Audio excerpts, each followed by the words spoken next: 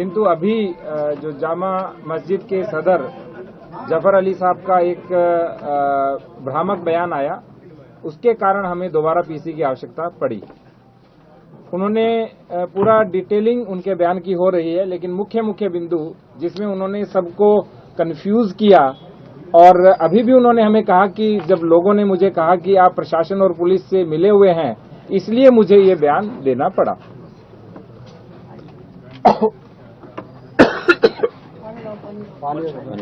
मच्छर चला गया, पानी मच्छर चला गया।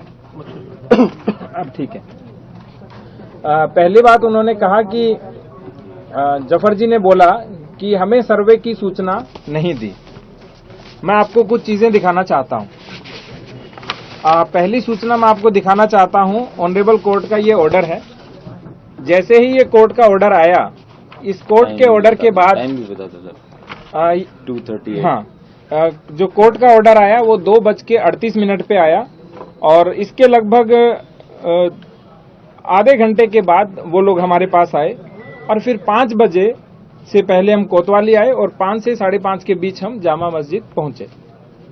ये कोर्ट का ऑर्डर है, और उन्होंने बोला कि हमें सूचना नहीं दी, जबकि इस कोर्ट के ऑर्डर में बहुत स्पष्ट लिख रखा है कि मैं रमेश सिंह राघव अधिवक्ता को माननीय सिविल जज सीनियर डिवीजन संभल, जिनकी ओर से ये ऑर्डर हुआ था, उन्होंने कहा कि जो सर्वे की कार्रवाई है उसे फोटोग्राफी और वीडियोग्राफी कराकर 29 नवंबर 2024 तक प्रस्तुत करने के लिए नियुक्त करता हूं। और अंत में उन्होंने लिखा कि मैं सभी पक्षकारों को सूचित करता हूं कि सर्वे की शेष कार्रवाई करने हेतु 24 नवंबर 2024 को प्रातःकाल 7 बजे से 11 बजे तक का समय निर्धारित किया जाता है। ये इसलिए उन्होंने बोला क्योंकि 19 तारीख को उन्होंने हमें रात्रि में एक पत्र दिया। वो पत्र ये है जिसमें स्पष्ट लिखा हुआ है कि वहां एक साथ 200 लोग मस्जिद के भीतर उपस्थित हो गए। सायंकाल का समय था एवं इतने ही व्यक्ति की उपस्थिति में सर्वे का कार्य सुचारू रूप से संपन्न नहीं हो सका। वहां उपस्थित जनप्रतिनिधि एवं अन्य व्यक्तियों द्वारा बार बार सर्वे की प्रक्रिया में अवरोध उत्पन्न किया जा रहा था एवं धमकी दी जा रही थी। अतः भविष्य में पुनः सर्वे की कार्रवाई संपन्न की जाएगी, जिसकी सूचना पृथक से सभी पक्षकारों को उपलब्ध कराई जाएगी, जिससे माननीय न्यायालय का आदेश का अनुपालन हो सके। ये मेरी प्रति थी, और एक कप्तान साहब को इन्होंने प्रति दी थी। इस प्रति के क्रम में ही जो अभी मैंने बोला, 23 तारीख को जैसे जफर साहब ने बोला हमें सूचना नहीं दी, 23 तारीख को 6:15 पे मेरे द्वारा फोन किया गया, लेकिन उन्होंने कहा मेरा स्वास्थ्य सही नहीं है, इसलिए हमने एसडीएम और सीओ को भेजा कि आप एक कॉपी उनको रिसीव कराइए। इससे पहले एडवोकेट कमिश्नर हमारे पास आए और उन्होंने हमें कहा कि मैं जाना चाहता हूं, तो हमने कहा पहले आप कॉपी रिसीव कराइए। तो उन्होंने कहा कि जो कॉपी है वो आप अपने माध्यम से रिसीव करा दीजिए। तो हमने अपने माध्यम से रिसीव करा करके सूचना दी। तो जो पहली बात जो भ्रामक रूप से कह रहे थे हमें सूचना नहीं दी, और इसी के साथ दूसरी बात भी थी।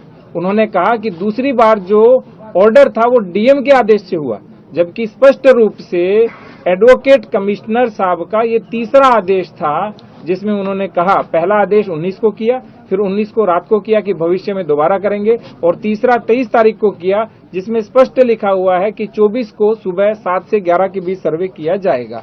और यही कॉपी अगले दिन सुबह जो उन्होंने कहा कि मेरे से छीन ली गई, वो कॉपी ये है, उनसे छीनी नहीं गई। ये देखिए, उन्होंने स्वयं इसके ऊपर 24 को हस्ताक्षर किए हैं। दूसरी बात जो उन्होंने बोली, वो उन्होंने बोली कि कोर्ट का ऑर्डर 4 बजे का है, जबकि मैंने अभी आपको बताया कोर्ट का ऑर्डर 2:38 का है। तीसरी बात जो उन्होंने बोली, उन्होंने कहा कि 5 बजे के बाद किसी आदेश का अनुपालन नहीं हो सकता, जबकि हम 5 से 5:30 के बीच जामा मस्जिद की ओर प्रस्थान कर चुके थे। इसके बाद उन्होंने कुछ बातें बोली जो कप्तान साहब भी जवाब देंगे। जैसे उन्होंने कहा कि मैंने खुद पुलिस को फायरिंग करते हुए देखा।